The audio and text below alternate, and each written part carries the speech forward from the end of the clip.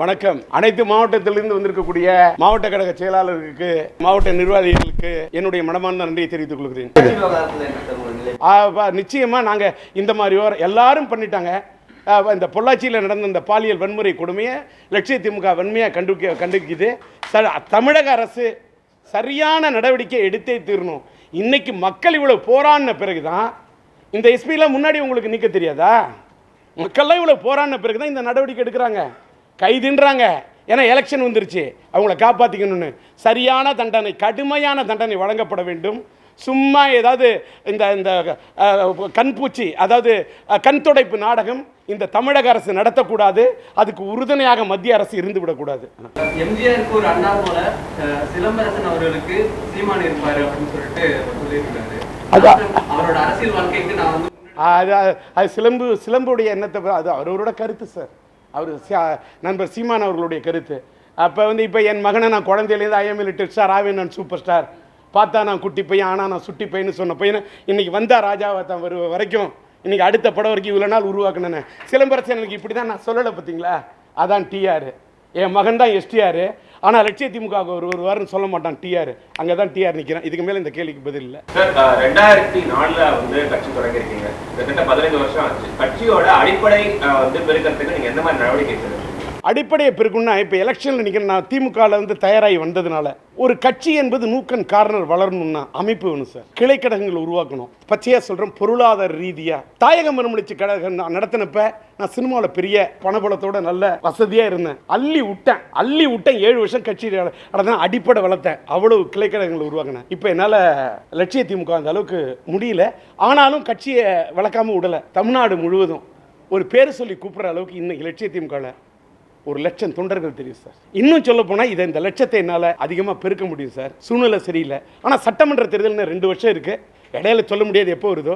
சட்டமன்ற தேர்தலில் கிட்டத்தட்ட அதிகமான தொகுதியில் நீங்கள் சொன்ன திமுக அதிமுக ரெண்டுக்கும் மாற்றாக ஒரு அணியை உருவாக்குறதுக்கு ஃபுல் முயற்சி பண்ணுவேன். இன்ஷா அல்லா கடவுள் அருளால் பிரைஸ் அல்லாட் நான் ட்ரை பண்ண போகிறேன். அதற்கு நான் என்னை தயார் பண்ணிக்கிட்டேன் சார். நீங்கள் முன்னெல்லாம் இந்து கடவுள்களை சொல்லுவீங்க, பேசுவீங்க, அப்பா அம்மாவை தான் முதல்ல வணங்கிட்டு வருவீங்க, அதை பற்றி தான் சொல்லுவீங்க. இப்போ இன்ஷா அல்லான்னு சொல்லுவீங்க. நான் இன்றைக்கி சொல்லலை. நான் தஞ்சை சீனியார்ஸ் நிறுவனம் தொடங்கினப்போ அதில் போய் பாருங்கள். அதில் 3 சிலுவை போட்டிருப்பேன், கிரசன் போட்டிருப்பேன். நான் எங்கள் அம்மா வணங்குவேன், அடுத்து அல்லா வணங்குவேன்.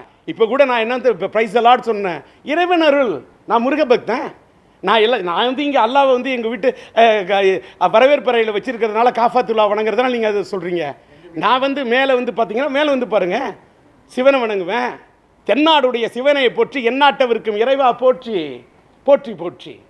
உலகத்துக்கே அவன் தான் இறைவன், என் அப்பன் சிவன். ஆனால் இஸ்லாத்தில் அவர்கள் அல்லாஹ் என்று சொல்லுகிறார்கள், கிறிஸ்துவத்திலே அவர்கள் ஜீசஸ் என்று சொல்லுகிறார்கள். அவ்வளோதான். எம்மதமும் சம்மதம் என்று சொல்லக்கூடியது லட்சிய திமுக. நான் சொல்லுகிறேன், அதைத்தான் என் கட்சி தொண்டர்கள் சொல்லுகிறார்கள்.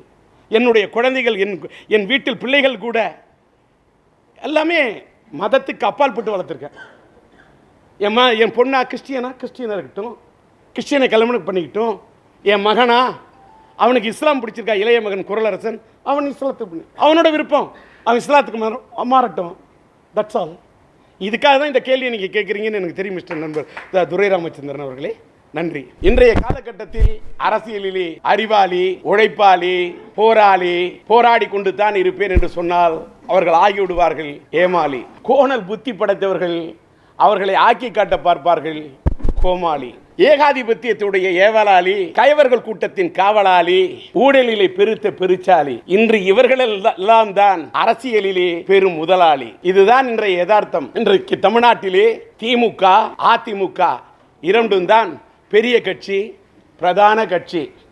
கடந்த காலத்திலே இவர்களிடத்தில் தான் இருந்திருக்கிறது என்று நிரூபித்திருக்கிறார்கள் ஓட்டு வங்கி. அதனால் தான் மற்ற கட்சிகள், சில கட்சிகள் கிடக்கின்றன பின்தங்கி.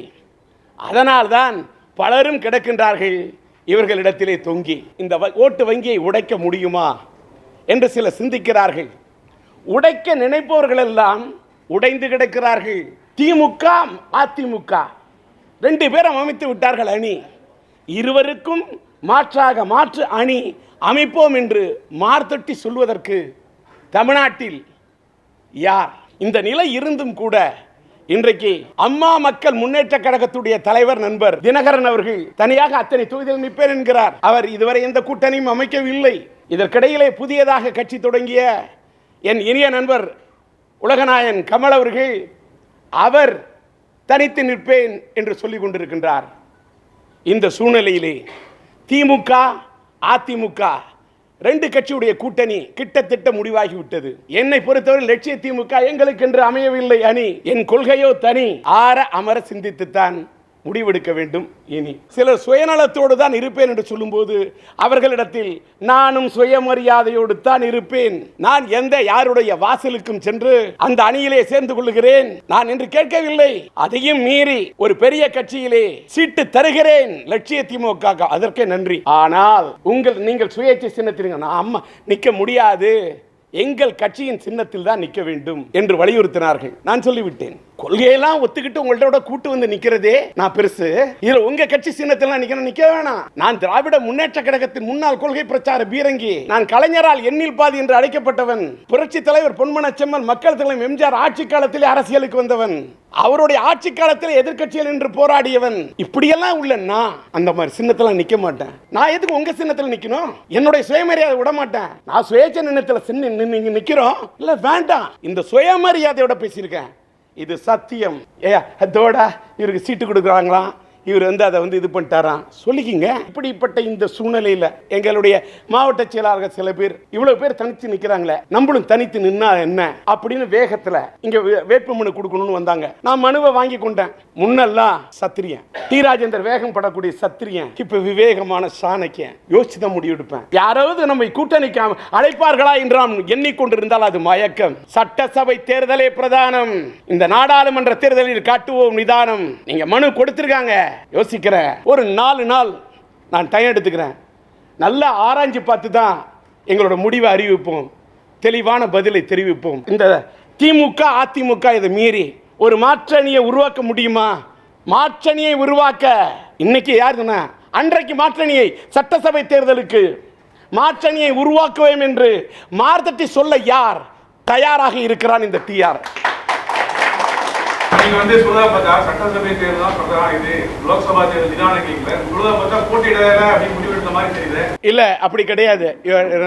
நான் நிதானம் என்று சொன்னால் 1000 அர்த்தம் இருக்கு. ஓப்பனா பச்சையா பேசுவோம். நீங்க இவ்வளவு தூரம் கேள்விக்கணும். திமுக அணி அமைக்குது, அதிமுக அணி அமைக்குது. அம்மா மக்கள் முன்னேற்ற கழகத்துடைய தினகரன் அவர்கள்ட்ட எவ்வளவோ பணம் இருக்கு. ஏன் சார் 3வது அணி அமைக்கல? எனக்கு கொஸ்டின் இருக்கு. ஏன் சார் அவ்வளவு பெரிய கட்சிலாம் கூட்டணி அமைக்கிறாங்க? நான் ரொம்ப பிளைனா கேட்கிறேன். இட்ஸ் அரைகூவல்.